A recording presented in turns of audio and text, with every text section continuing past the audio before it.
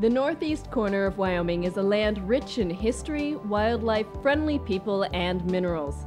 The jewel of the area is Devil's Tower, America's first national monument.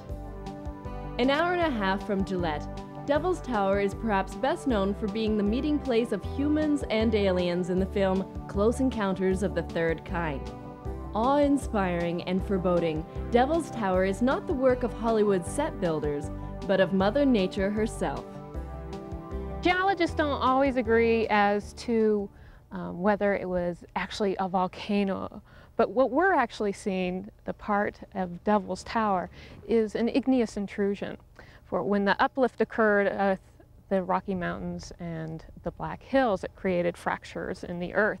And in those fractures welled up some molten lava or magma, and it's then cooled underground. It's estimated that the surface of the earth was actually a mile above Devil's Tower that we see today.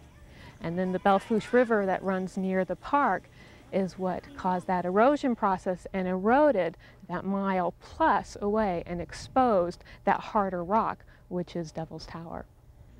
In addition to the scientific explanations of the tower, there are also a number of legends that have come down from those who knew the formation even before it was called Devil's Tower.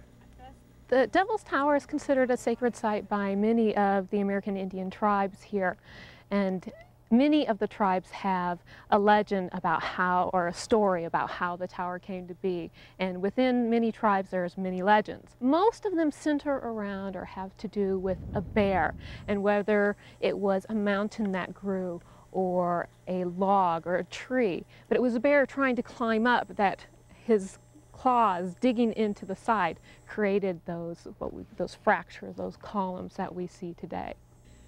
And what a sight it is! The rocks that visitors can climb over are the actual columns that have fallen from the tower and come to rest at the base.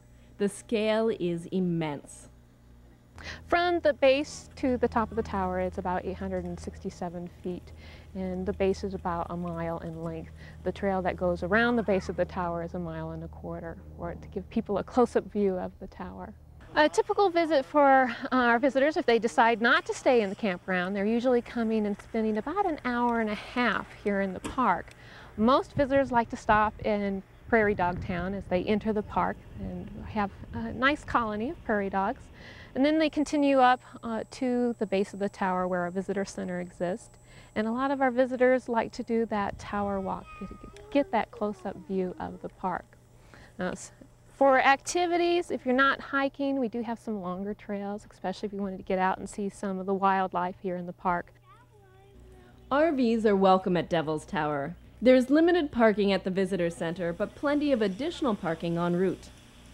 One thing to keep in mind before making the trek to the visitor center: the Devil's Tower National Monument does not operate any concessions, so you should stock up on food, water, sunscreen, and other essentials before hitting the tower.